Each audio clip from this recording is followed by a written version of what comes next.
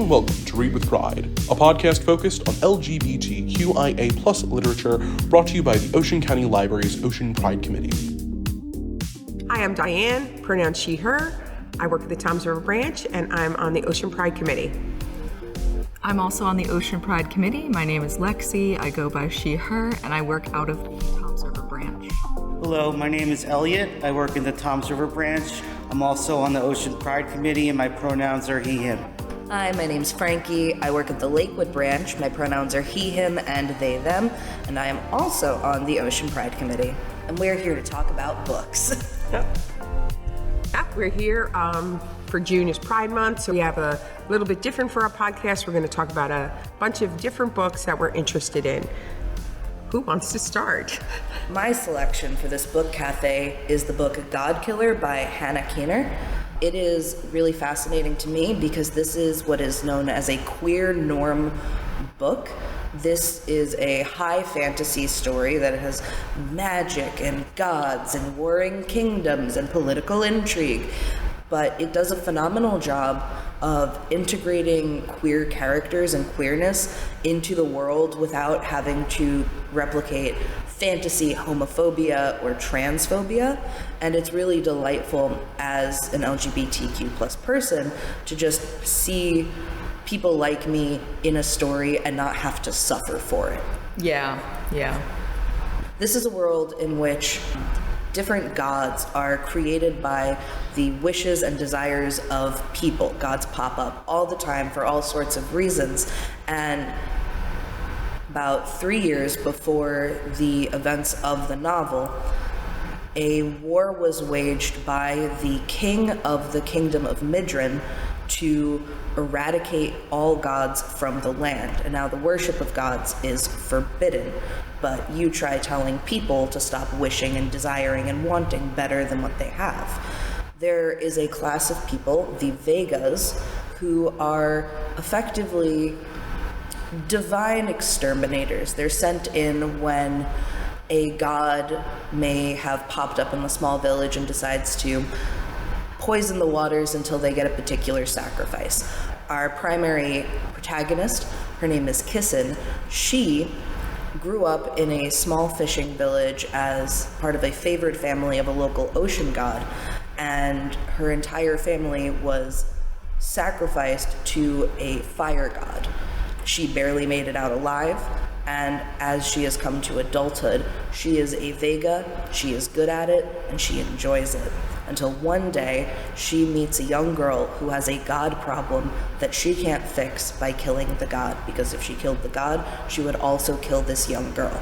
And so she has to go with this young girl, Inara, on a quest to the land of remaining shrines, this abandoned city, and figure out what is going on with this god, protect a young girl, and let herself become vulnerable to the bonds of family once again. It's quite beautiful, it's quite gripping, and another thing that I really loved about this book was that they do a phenomenal job of integrating disability into the story. Oh, nice. Kissin has a below-the-knee leg amputation and wears a prosthetic. Some of her found family are deaf and hard of hearing. There is sign language that is kind of universally understood and used throughout the kingdom. There are discussions of wartime trauma. None of it is done in a way that feels like the author is trying to push modern concepts into a fantasy world. It's all very well integrated, and it does not break the immersion of the fantasy story. I think for me, it's really refreshing to hear that because I tend, as a type 1 diabetic, I tend to stay away from anything that's a little bit dystopian, anything that's a little bit apocalyptic, because it hits a little bit too close to home for me. So I like the idea that it's integrated in the story. It doesn't feel awkward or like they kind of jammed it into place out of nowhere. That's really refreshing. I really like that idea. Just hearing that alone is drawing me into reading. It's a great thing to have. I think it's so rare in books, especially fantasy books where, somebody can make fire with their brain or like, you know, be invisible, but yet we don't have anyone that's in a wheelchair or anybody that is an amputee or anything like that. So that's really exciting to hear. So what did you most like about the book? You sort of were telling us what you liked, but were there things you most liked and you least liked about the book? I think what I enjoyed the most about this book was, I think, the diversity of characters, as I was talking about, with like it being just a very queer norm world, having a lot of disability representation integrated throughout.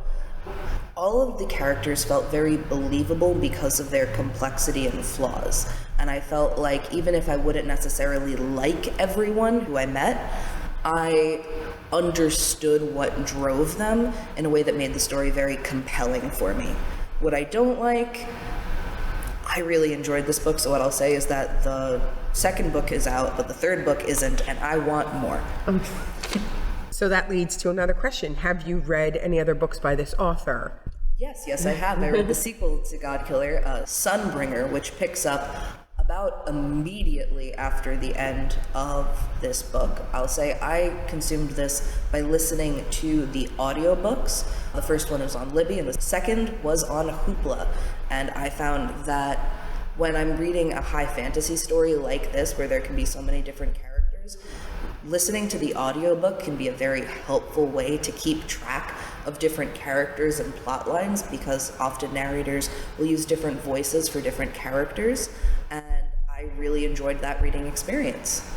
I like that you say that, because I consume most of my books in audio, but I have a harder time listening to fantasy because I feel like it takes me a long time to like get into it in the beginning.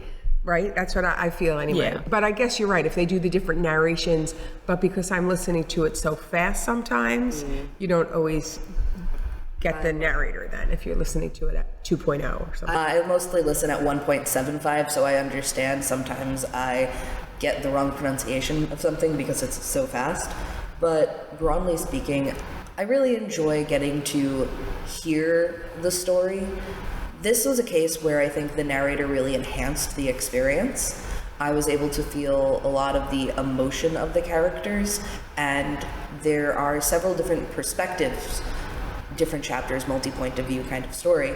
And so each character has a very clear tone, not just the vocal tone, but the way that they think. Their minds are all very distinct, and I think that was very helpful. Or just tell us how the book made you feel, like were there specific emotions you felt in reading it? I think one of the big feelings that Godkiller brought for me was this feeling of longing. A lot of this book is centered around the idea of finding your family or finding where you belong. Kissin and Inara go on a quest. We meet Kissin's chosen family and this life that she's built up after having a very rough childhood. And we get to see this little pocket of love in a very hard world, and then her choosing to leave to go on a dangerous quest with a young girl that reminds Kissin all too much of herself when she was younger. I felt as though I was almost watching this character, Kissin, try to reparent herself by taking better care of Inara than she got to be taken care of. And it was beautiful. It was at times a little bit frustrating because there were clearly moments where Kissin was looking at Inara not as an individual, but there was always a deep place of love that all the characters were acting from, even if it isn't immediately recognizable.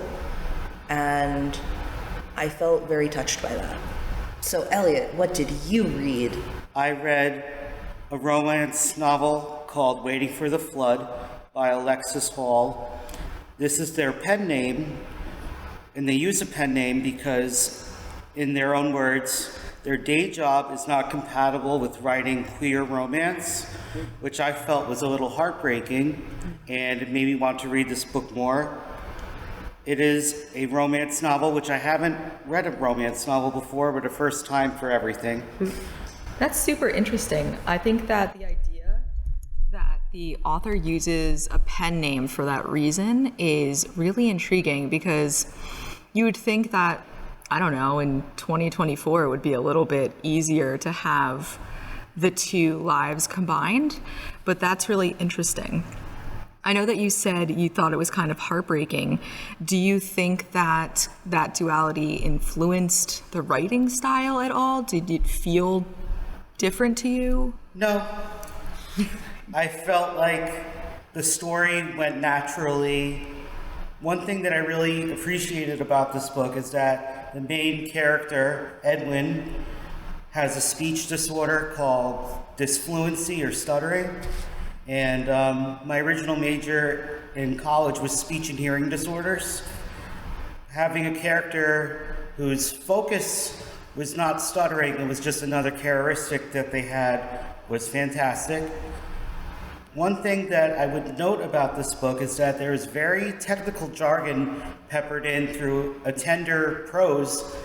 You might need a dictionary nearby to get through some of the jargon that is used for different sounds that he struggles with. So, Elliot, what is this book about? This book is about a man who 2 years after his husband decided to leave him because he no longer loves him, which is very sad, Edwin decides to stay and live in the house that they had built together for 10 years. And that was heartbreaking in itself, because Edwin, even though the breakup had ended 2 years ago, was unable to move on. And the house is in Oxford, England. The author is British, and all the characters are British. This house floods very easily, and a big storm is coming, and the emergency agency sends a civil engineer named Adam, and maybe this broken-hearted character will be able to open himself up and become vulnerable enough to love again. I think, being from Jersey Shore, we can all appreciate waiting for the flood and how things flood, and maybe waiting for some romance.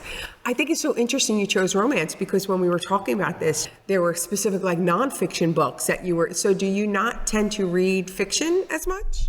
I am new to reading fiction. Before I started working here at the library, I had almost never read fiction except for college courses. But because we have so many novels for free, I figured why not take advantage of that. I chose not to do a nonfiction book for this podcast just because I wanted this to be more lighthearted and not technical. I am actually quite a frequent romance reader, and so when I saw that you were reading something by Alexis Hall, I got really excited, because I've read some of their other books, like Mortal Follies, which is gay vampire romance. And I was very intrigued to hear that this was a more technical story grounded in reality. Definitely, it's definitely a book that sounds realistic in that how they're preparing this neighborhood for a flood, and it seemed accurate to me. What did you enjoy the most or the least about this book? What I enjoyed the most was how much I related to it. Somebody being scared to love. What I wasn't too crazy about was how much they hesitated to love. It was a little frustrating. I'm not going to give any spoilers, but when they are ready, it happens so quickly, I felt like it should have been more gradual. But that's just my opinion. A common experience that I have as a romance reader is I frequently want to take the main characters and love interests and shake them. Be like, why don't you kiss already? Yeah, definitely there. Do you read a physical copy? Do you listen to audio? How do you read your...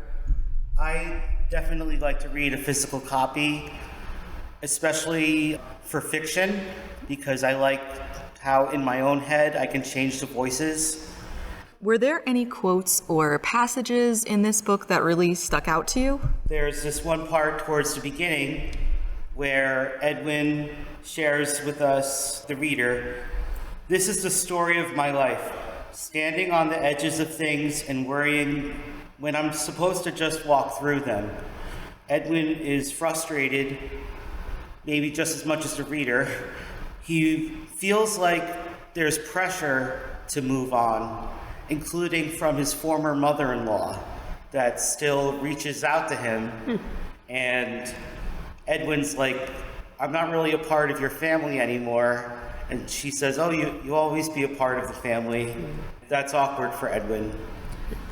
I like that quote, "This is the story of my life, standing on the edges of things and worrying when I'm supposed to just walk through them." I like that because as an overanalyzer, I do sometimes stand on the edge and worry. Yeah. And that's so true to life. Like I worry about things more than just doing them. That's my story.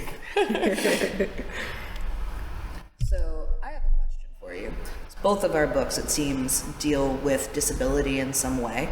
Do you feel like the discussion of disability in Waiting for the Flood was able to enhance Edwin's story? Or do you think that even if, say, you weren't as informed as you are as an individual with your particular background, that someone can still get into Edwin's head?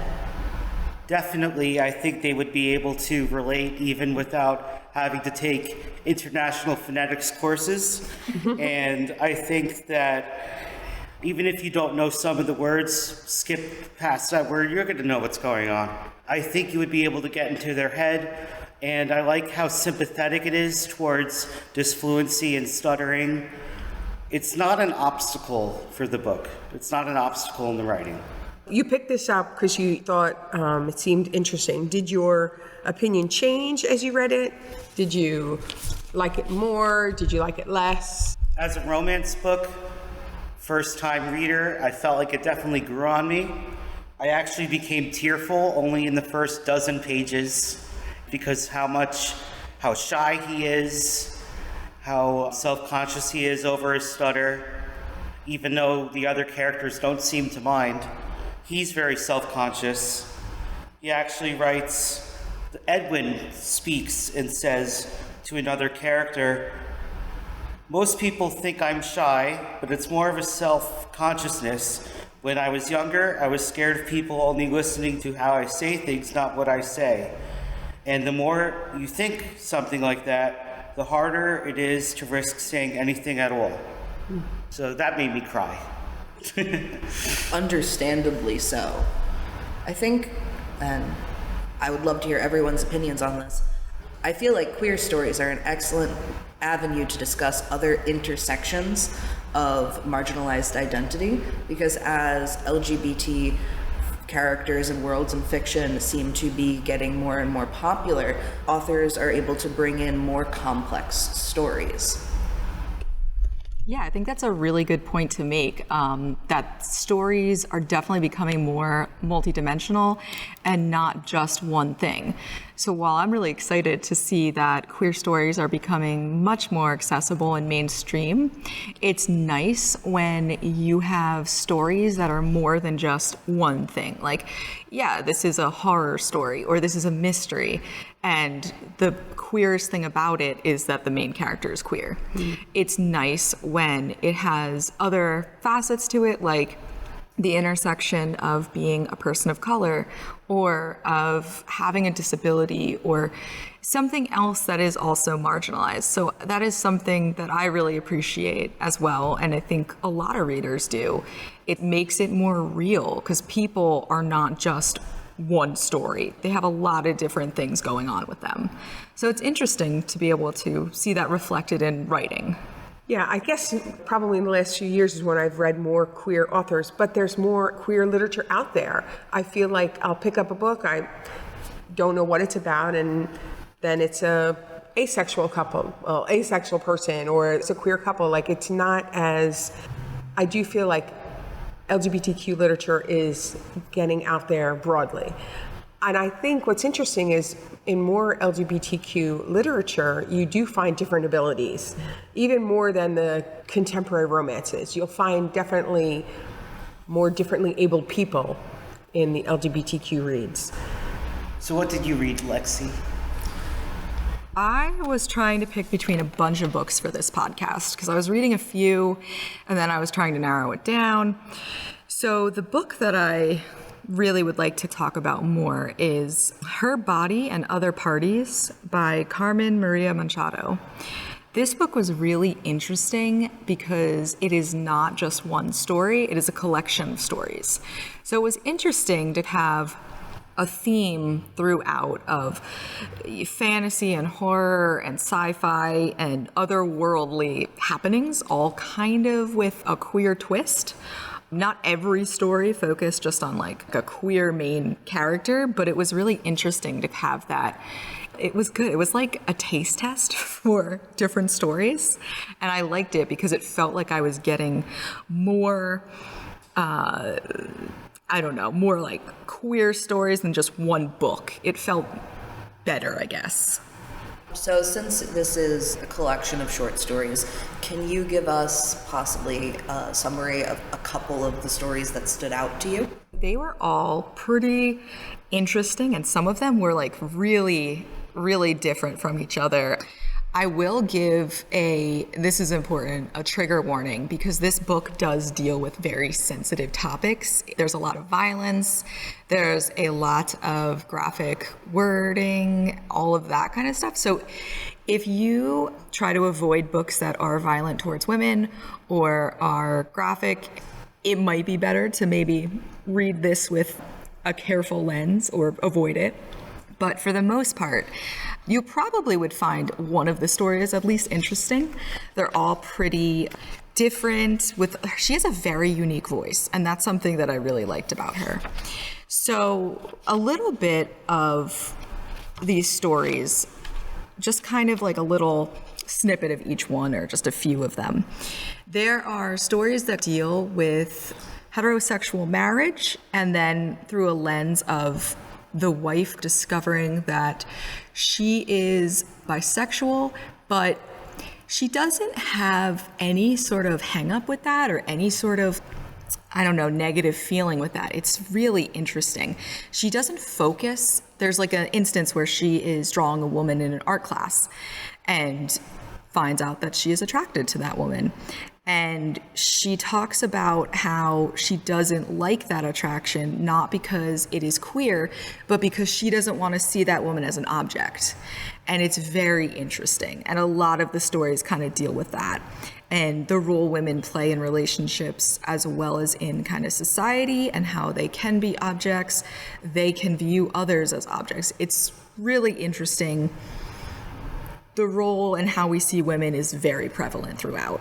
I agree that that's really, really interesting. And something else that I appreciate is that the character isn't hung up on her newfound queerness. Something that is very prevalent in the bisexual community in particular is if you are in what appears to be a heterosexual or a straight passing relationship, a lot of the times there seems to be a hang up on like, oh, am I really bi enough to say that I am part of the community if it looks like I'm straight? And so when you introduce the topic of, oh, this is a woman who's married to a man who realizes she is queer, that was my immediate like, oh no, I don't want to reinforce that. If you're bi, and that's queer enough. Yeah, and I know that's a common fear. Whenever you have a character that's bi, you're immediately like, oh, where's this going? Yeah, that was not the case in this. It was not a hang-up. It was not made out to be kind of from a point of being like less than or not enough. It was really interesting. It was definitely less focused on the sexuality of it and more focused on the gaze. So like where normally I think a lot of media is consumed from a male gaze and a male heterosexual gaze, this one was very focused on a woman's gaze, finding another woman attractive. And it was really interesting to kind of see that flip side. It's all good. So this is a collection of short stories. Out of all of them, which was your favorite and how did it make you feel? It was interesting. I had a couple that were in the same place for me where I was very much like, oh, I love this one, but it's a little bit like sci-fi, but I love this one because it's a little bit horror. This book really truly was like a good option for somebody that is either indecisive or just loves different genres. It's very good for the eclectic reader, which I feel like is very much how I live my life. So you asked me which one was my favorite and how did it make me feel. That one's kind of hard. I think that there's a lot of them I really liked. I really liked Real Women Have Bodies because it was very otherworldly and very kind of like magical realism. Like a lot of these, to be more specific, most of these stories have to deal with magical realism and otherworldly power and kind of things that are a little bit just adjacent of reality. Things that aren't obvious, like we're not living in like Harry Potter's world. We're going to the grocery store, but maybe on the way you see something slightly out of place, and then when you look back, it's not. It's just very natural. There's a lot of things that are more subtle, which I really liked. A lot of the stories, though, are very much like that. Magical realism is my favorite genre, just because it is so applicable and it feels more real to me than just pure fantasy. And what does magical realism mean for someone who's listening and is not familiar with that term? That is a good question. Usually I start things by defining my terms, so that is a good one. So magical realism, if you're not a fan or not aware, is books that are based in reality, but like I was saying, they're a little bit off. They have themes of magic that enhance them, but it's not the main focus. You wouldn't classify them as purely fantasy, but they're not like real life either. For me, it's a very sweet spot combo of the two of them. Do you feel like Sandra Bullock in Practical Magic is more magical realism? Oh, I love that movie. Who doesn't love Practical Magic? I just heard that they're making a second. Part two, yes, and both of them. Yes, Sandra Bullock back. And Nicole Kidman are on. I love that. So that but like, is that magical realism? Like the Sandra Bullock piece, not...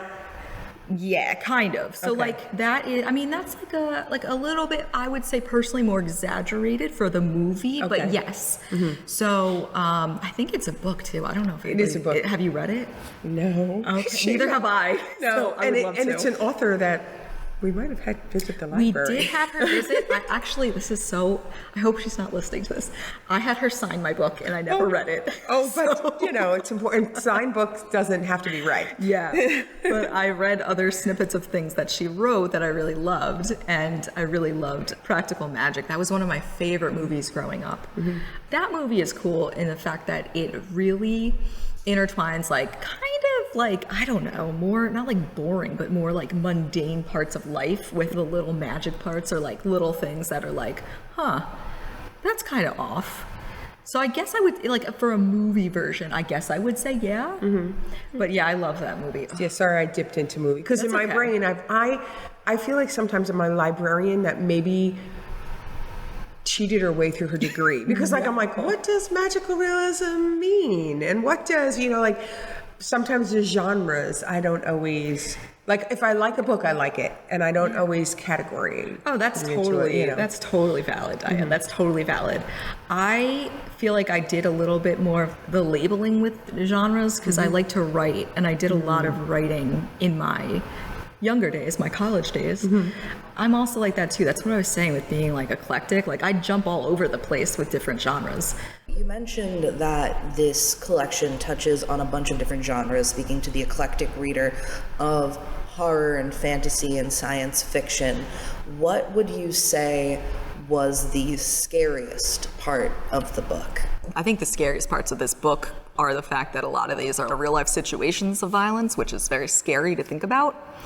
But I think if we're going with more of a safe horror, if you could say that, is that some of the stories intertwine like ghost stories or like fables and things that you heard as a kid. So the very first story, The Husband Stitch, is about a heterosexual couple that are married, and she is the one who I was speaking about before, who was in a drawing class.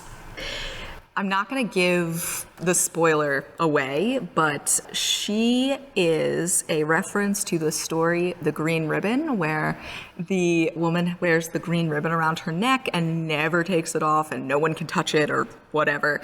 And you're like, why is she always wearing that? And it's very well done. But yeah, so without giving it away, if you're a fan of that, I would definitely suggest this book. And they're short, they're quick reads. Like a lot of these stories are like a chapter or two. Like this is not an arduous read. And because it's so enjoyable, like you could really like just plow through it. But yeah, I think that one story, I think a lot of people are familiar with that, right? Like the Green Ribbon story. Did you read the physical copy or did you listen to it? It kind of depends. I'm kind of like you where like I do consume a lot of stuff through audio, but it depends what kind of kick I'm on. So this one I did listen to. I picked up the book and I feel like this one I would have preferred to be read, and that's because of the different characters and voices and maybe because of the person that was reading it. So I did read this as an audiobook. I think I would have actually preferred this one as a physical book. But we do have it available as both. It is on Hoopla, and we also have it physically in our catalog. Is there a passage that spoke out to you that you'd like to share with us? This book actually opened with one of the best quotes that I've ever heard, and I thought it was a really powerful way to open this book. So this book opened up with the quote, "My body is a haunted house that I am lost in. There are no doors, but there are knives and 100 windows." And that's by Jackie Germain. And I thought that that was a really great, strong way to open this because that immediately intrigued me. And I related very heavily to that through my own experiences. And I was like, that could go a million ways. Not trusting your body because you are chronically ill or in an unsafe situation or in a transition period. For me, I was like, what about your body is haunted? Like, what does this mean? Where are we going? And just the sense of being lost and trying to figure things out, but the fact that there literally are no doors, but knives and windows was a really interesting juxtaposition because it's like, okay, well, you're trying to find yourself, but everything feels unsafe or the wrong way or whatever. So I was very intrigued to kind of get into that and see what angle that quote was coming from. Yeah, it was a great way to start this book. Diane, what book did you bring to the book cafe? Well, I didn't bring my physical book, but the book that I'm talking about is The Guncle Abroad by Stephen Rowley. This is a second book. The first book was The Guncle, which he wrote a few years ago. The Guncle Abroad just came out at the end of May. And without giving any spoilers, you have to know a little about the first book. It was about a gay uncle who helped with his niece and nephew, his wards, while his brother was in rehab after the sister-in-law passed away. So that was the first book, was, about grief and love and family and a gay uncle. And this one is now the brother is about to get remarried, and so the children want help from their gay uncle to put the kibosh to the marriage, and he goes on a trip with them and he takes them abroad. What I do notice about Stephen Rowley's books, I do feel like they're always from a place of privilege. Like they always have more money to do things. Like I love his books, but I'm also like, okay, that's great if you can. Yeah, I very much agree with you, Diane, because we read for the first episode of this podcast, we read The Celebrants. And I remember saying that to you too. I love the idea and the energy, but it's extremely unrealistic, I think, for the majority of people, because it does come from such a world of privilege that while I find him very relatable in a lot of ways, that part really kind of disconnected me. Yeah. But it's interesting, and I know since you've read several of his books, that is a theme throughout his books, or? No, it is. And I mean, in this one, the gay uncle is supposed to be an actor. So like, where, his money came from. Like he worked on a sitcom, and then he had like a spin-off of this sitcom and things like that. It's believable where the money comes from. Yeah. But I think I put it aside because I love the humor in his books. Like he's always got, I love like a good contemporary story. I love a lot of stories, but I like humor. Like I think that life could be so hard. And, you know, and when they talk about this heavy, like grief is hard and it comes and goes. And this was supposed to be a few years later, but grief doesn't go away. Right. You know, like these children lost their parent and that parent will always be gone. So that's really interesting that you touched upon that, because it seems like in a lot of his books, there is a very strong theme of grief. And I'm wondering if he writes that from like his personal life, because that's a very big part of it. But he writes a lot about grief and kind of the process of moving through. But he does it in a way that doesn't feel like, I don't know, it doesn't really feel fake. It feels very much like his lived experience. While some of it might be cleaned up for a book, it still feels like that was his experience. yeah, I mean, again, I didn't do enough research to see what his journey with grief has been, but one of the books of his that I read was Lily and the Octopus. Yes. Which is a journey of grief about a gay man and his dog, his dachshund, and then his dachshund gets a tumor. So that was also sad, and a different grief of an animal, of who's your family member, is very true. Just to add into the conversation, because I separately also read the Celebrants on my own, and so I do agree with your point that the concept seemed nice and interesting. I do think it would be interesting to attend my own funeral, but I think that part of why perhaps the characters may come from a more privileged walk of life is because these kinds of stories can often be for people seeking escapism. It seems like we as a group picked some very serious and difficult books. What I will say is that a lot of, just like the LGBT community, LGBT literature is not a monolith, and you will find all sorts of different levels of depth and severity or lightheartedness and humor, and you can really find anything that you're looking for in this umbrella of LGBT lit. When you're thinking about stories about grief in LGBT family, a lot of the times different or non-traditional family structures come into focus. Would you say that the world of the Guncle creates a interesting blended family, and how would that impact the reader emotionally? How does that impact the other characters? Okay, let me think. I feel like this is an essay question or a two-parter, right? No, it's good. So I think chosen family is a term that is used, I've heard several people use. And I feel like in the Guncle abroad, and even the Guncle, the main character has probably now came back to his biological family, more in the need that the brother needed him. But then they expanded also because the brother is remarrying and he's the Guncle, but there's a Lant, which is a lesbian aunt, comes into the, yes, yeah. So, and then of course that like, well, who's better, the Guncle or the Lant, you know? God, so yeah. The children are so like, just whatever. They have this gay uncle and this lesbian aunt. And I did feel that, whereas maybe he didn't have a chosen family as much, I felt like this book, more than his other books, spoke about not just gay men. Whereas I feel like his older books were more focused on gay men. Like now he's expanding more. And of course I left my notes about that at home, but he had a couple in a polyamorous relationship. He had a couple that was transgender and non-binary. He definitely interacted with more people in the LGBT community than just gay men. And I think that it's expanding. Like hopefully the world is more varied. Yeah, yes, for sure. And definitely the literature is showing that.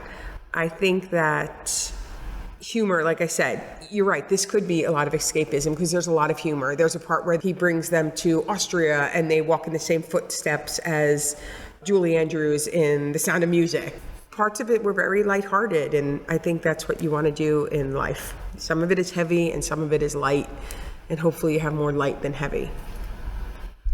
Was there a passage or a quote that stuck out to you, or a theme that stuck out to you? I love quotes. I usually love quotes. And as I was reading it, I was driving, so I couldn't, couldn't like, oh, there's the quote, that's the quote. So I don't remember what it was, but I think the theme was that love is expanding. He wants to be like the gay uncle, the best uncle for these kids. And also the children, they just want their mom. They don't want their dad to remarry. Right. And I think it showed that like, oh, wait a minute, you have this heart that just can expand, and the kids can love him, and they can love their lesbian aunt, and they could have this new mom. They could definitely love and will always have their biological mom and their mom, but then they can have a stepmom that can love them. And in it, the young girl, she's going through puberty, and so it's important. It's helpful for her to have a mom in that. But I think the theme that I would say is love is expanding. On the note of love expanding, I think that the idea that one's heart, one's capacity for love is ever expansive is a very big theme in a lot of queer books. When we have the concept of, I know I've said a bunch of times, chosen family. For those who are unfamiliar with the term, chosen family is the concept that you can choose people in your life who are possibly close friends, who may have started out from all different connections, that you build up this relationship with, that they are family to you. It's not just, this is a family friend. Like, that person is your brother or your chosen parent. And in the book that I read, Godkiller, we see Kissin has two people who she refers to as her sisters because they all grew up in the same orphanage. And even though they are not biologically related, that is her family. I think that's an excellent point, because I feel like a lot of times there's such an emphasis on the nuclear family or what people expect. And I think that's the beautiful thing about a lot of queer lit, is that chosen family is such a broad term. It's such a expansive, you're right, warm kind of thing, where you're not a family because you're blood related. It's not because you're like forced to be in the same car with someone. It's more because you're choosing it. And I think that is a very authentic way to look at it. It's, you're there and you're supporting and loving the people around you because you want to and you chose it. It's an act. I love that it's a choice and not just the default. So I think that's a good thing to kind of keep in mind.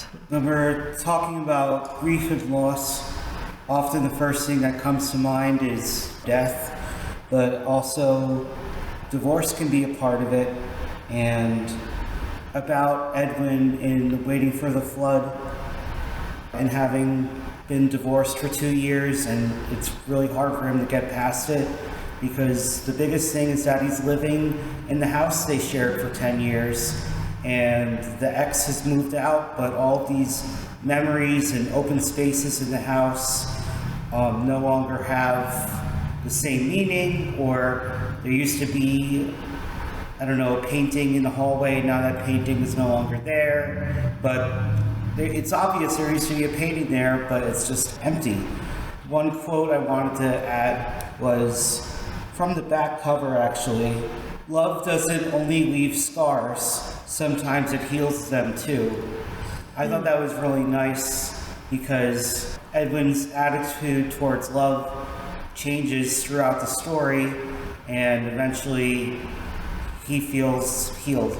I think that's a good point because yes, divorce is definitely a form of grief, and could possibly be from someone that's been divorced, could possibly be harder because that person is still there. Like when you lose someone and they die and okay, you're never going to encounter them again. You're never going to see them, or you have to move forward. Either way, you have to move forward.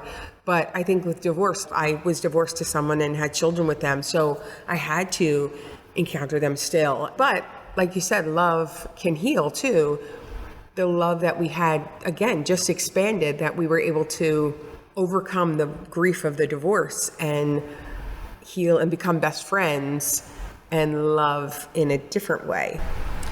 There's also a theme that I've noticed that in a lot of queer spaces is the idea of the importance of platonic love, and the idea that just because someone is in a romantic relationship with someone doesn't mean that any of your friendships are less important, which is not to say that in straight relationships or straight spaces that isn't important, but I've noticed this is something that's explicitly discussed in a lot of queer spaces, that there can be people, again, going back to the idea of chosen family, that I love my best friends so much that I really do think of them as my family, and they are just as important to me as my spouse.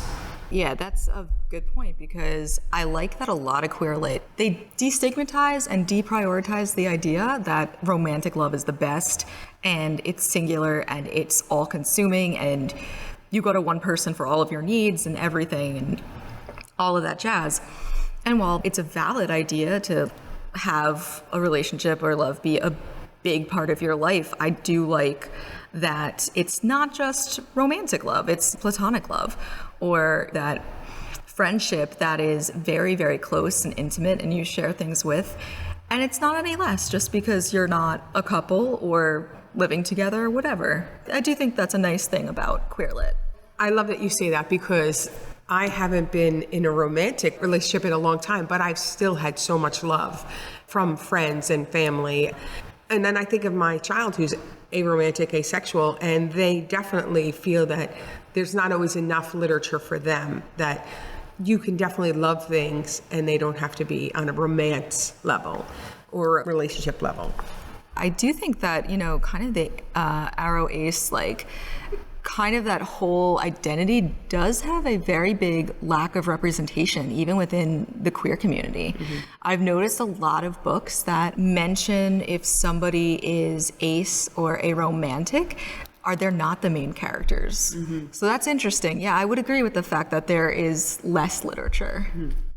Well, one, I think we have an idea for another episode of focusing on aro and ace stories. But what I will say is, there was a YA book, Ace is Wild, by Amanda DeWitt, that has the whole primary friend group of young rapscallions, they're all friends who met online Ace forum, and the aromantic character says, well, listen, bud, coaches don't play, while giving advice to the main character about his crush on one of the friends. So I do think that things are looking up, and that would be a wonderful conversation to have in the future. That's a great idea. I think it will be harder to find them in adult literature than YA literature. YA literature is so vast, but now we have a good research to do. Okay, that's our little talk on each of our books. So now, does anyone have anything that they wanted to add about their book or talk about a little bit before we wrap it up? Just one quick thing I wanted to mention about the book that I thought was pretty cool. The author, there's stars throughout the book, and first I was like, wait a second, what does that mean? So I flipped to the back, and there's a commentary about specific passages that the author wanted to point out, and I felt that was unique for a contemporary romance, that you only see annotations in more classic literature. That was about waiting for the flood. About waiting for the flood, yes. Yeah, I'll add to, for my author, she has written several stories and books at this point, and she also has a memoir out about her life. It also does have a little twist of magical realism to it, but it's really interesting in the sense that she discusses being in a non-monogamous relationship that does have an abusive aspect, and it's an interesting mix of, okay, I think this is something a lot of people haven't thought about or can relate to, and it's very open and very honest. It's a really interesting read. As an author, I can't stress enough how beautifully this author mixes sci-fi and fantasy and magical realism. It's such an interesting blend that I truly remember it. It's just so memorable. I normally don't even talk about style or authors that much. I'm more focused on the story, but she is excellent at genre bending. One last thing I'd want to say about the Guncle Abroad, Stephen Rowley. Of course, this book again was filled with Gen X stuff, lots of callbacks to different music, and also he was turning 50, which I turned this year, so that pulled to me. And another theme of it was live life to the fullest. That's so funny that you said that it's like Gen X, because I'm a millennial. Yeah. I was very much like, oh, I can't really relate to a lot of these things. So that's really funny. I thought you said Gen Z, and I was like, I also don't relate to them either. Oh, no, that's true. But no, Gen X too. I'm stuck in the middle. You don't relate to me? I'm so funny and relatable. You are, but I have no idea what the slang is. I mean, to be honest, I don't know what a lot of millennial culture is either, but Not buying a house because you're buying a toast. I am rich in avocado toast.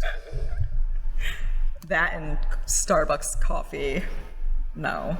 It all goes over my head as a Gen Xer. I'm like, how do we work this mic? How do we? But luckily, I have some Gen Z kids that can help me with all of that technology. I'm turning into my mother. I think some final notes from me about God Killer by Hannah Kaner. This is a story that's very rich in mythology. The author is a folklorist who studies mythology, and so for a world that's so steeped in the push and pull of faith and belief and what powers deserve your devotion and how does that come from either the king, who in many ways seems to be styling himself as a replacement for all of the gods, or the different old wild gods, the new gods of cities. That's a really fascinating perspective, and I loved the world building that the author was able to engage. Like, not only, it's a fantasy book, there's a great map, it's important, the geography is consistent, but really and truly, this is a world that forces you to come away from the book and examine your own beliefs and your own desires. I know, like, even when I was younger and I was reading like Percy Jackson, that I was like, ooh, who would my godly parent be? And in this book, I walked away thinking, if I was here, would I have been devoted to one of these gods? Would I have continued that even after it was outlawed? I think that that was the question of love and kinship that was in debate and up for question, as opposed to the queer kinship connections that most characters were very obviously and casually engaged in. And I just thought that was real neat. I think we have a lot of good books that we discussed, and I put at least 3 new books on my list today. So thank you all. All right, thank you all so much for listening to our wonderful little book cafe. And for those of you who have listened this far, please make sure to save the date for Saturday, September 21st, and come down to Ocean County Library's inaugural LGBTQ+ resource fair at the Toms River branch. We'll see you there. Thank you for joining us today. Be sure to visit the Ocean County Library's website for more podcasts and events. All the titles mentioned in today's episode can be found throughout the Ocean County Library, free with your library card. Until next time, happy reading.